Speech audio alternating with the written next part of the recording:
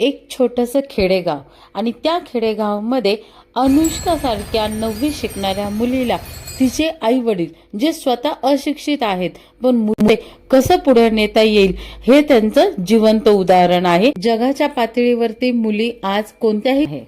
अनुष्का, सर्वात प्रथम मला तुझं पूर्ण नाव, तुझ्या शिक्षणाविषयी आणि गावाबद्दल माहिती सांग।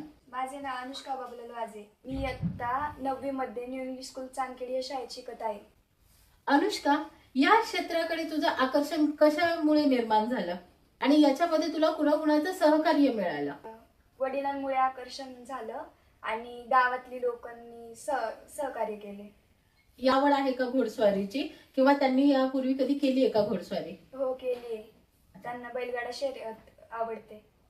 वयाच्या कितव्या वर्षापासून तू ही घोडस्वारी चालू केली आहेस आणि हे करत असताना एक मुलगी म्हणून तुला कधी कुणाकडून विरोध झालाय का? म्हणजे मी इयत्ता 5वी पासून घोडीवर बसते। थोडासा शिक्षणावरती परिणाम होईल म्हणून नाही म्हणत होते ते, पण वडिलांच्या सपोर्टमुळे मी नाही ऐकलं त्यांचं।